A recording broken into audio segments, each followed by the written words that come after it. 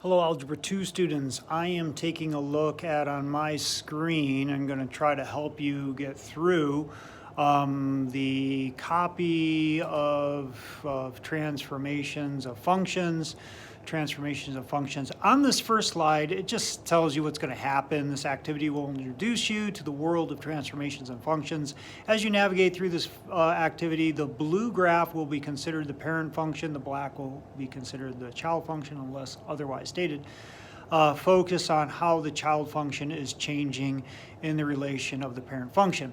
So next, what you're going to do is you're going to see this value for k. So if you have a function and then you're adding that k, and this one you're given this function right here.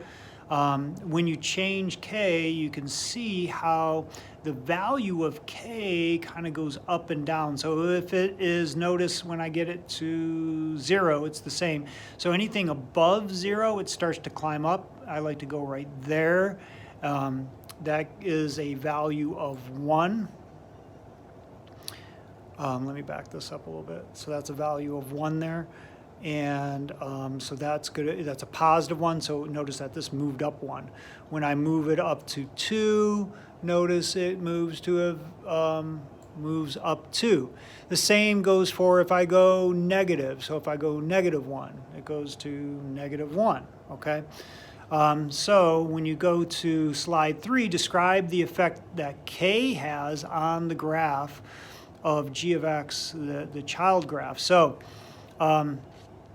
what happens with k is that, for in particular this one, the k value moves the child graph up or down. Up if it's positive number, and down if it's a negative number. This one in particular is a negative 1. So specifically, if you want to put in here, the child graph is, the k is negative 1 because it moved this down 1. Okay? Okay, now explain this one. So this is the parent graph here. The child graph, notice it went down 1, 2, 3. So all the points are down 3. So k is going to be equal to negative 3. Okay, now we're going to manipulate the h in this function, okay? And you move the slider and you can see right here I have it at h at positive 2. So h is at positive 2, so that moved this, the child graph moved to negative 2. So it's just going to be the inverse. If I move it to, say, negative 2 on my slider, notice that the child graph moves to positive 2. Okay, so you're just noticing that for slide number 5. So now you talk about the effect. Describe the effect that h has on the graph of gx, the child graph. So this one, notice it went 2. So the the h must be negative 2. Okay.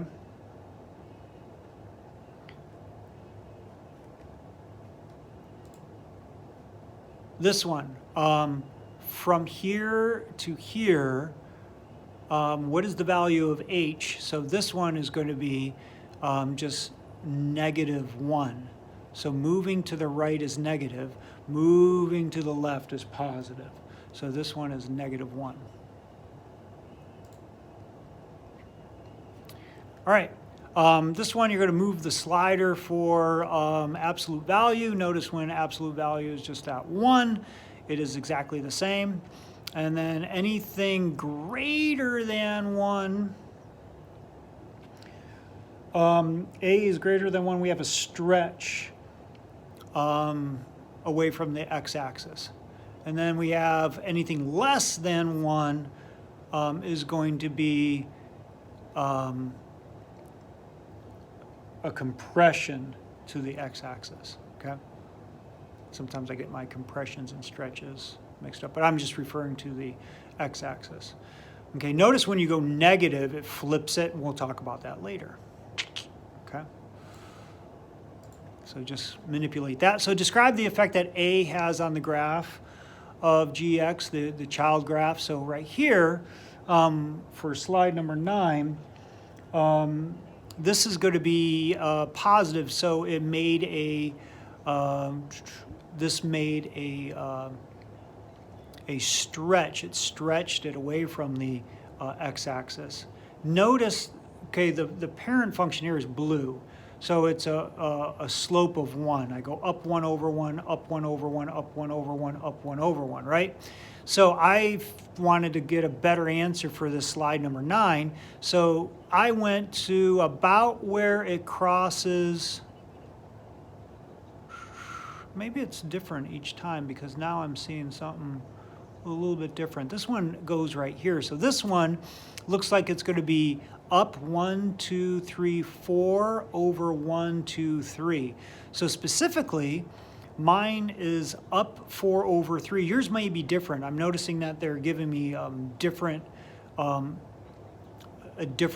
function or different slide now that I'm going back through it a second time. So, you might want to write over here, if yours looks like mine, it goes up 4 over 3. Figure out what your slope is. So this would be a 4 over 3 or 1 and 1/3. So it's 1.333. That's this one. So it's a positive. So it's obviously stretching it. Okay, this one, you're just manipulating the value of A.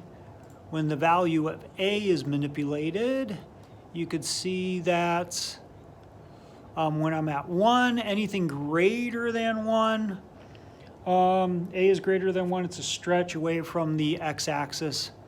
It just keeps, getting narrower and narrower and narrower.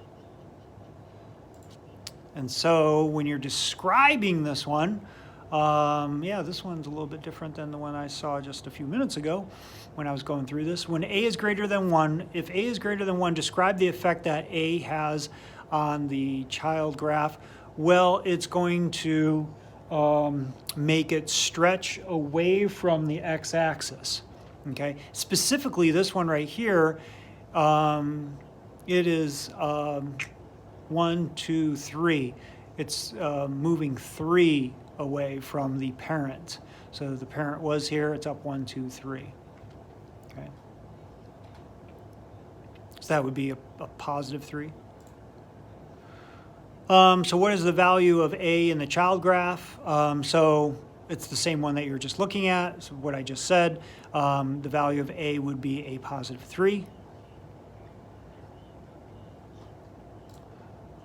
13, you can manipulate the A in this function, and you can see when it's greater than 1, right, when it's greater than 1 here, oh no, this is all less than 1, so we can only go to 1, sorry. So it's between 0 and 1. Okay, you can see what happens to it. And you have a compression to the x-axis when it's between 0 and 1. So if A is between 0 and 1, describe the effect that A has on the child graph, and that is going to be a compression to the x-axis. And specifically on this one, I have, it looks like a 1.5 compression. So let me go back to that real quick.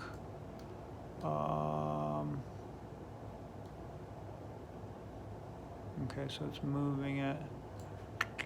So this one looks like it comes in from here. So that would be, yeah, you could just, for here, you could just put it, it's compressing it to the x-axis. This one, for number 15, this is going to be a flip. So you just have an example of a flip when x is -1. And then I have, if A is -1, describe the effect that A has on the child. It just flips it. You could write here, it just flips it. In 17, you can mess with, it's just taking a look at all the different values, H, how H moves horizontally, how A can flip it and stretch and compress, and how K makes it go up and down the Y-axis. Okay, hopefully this helps.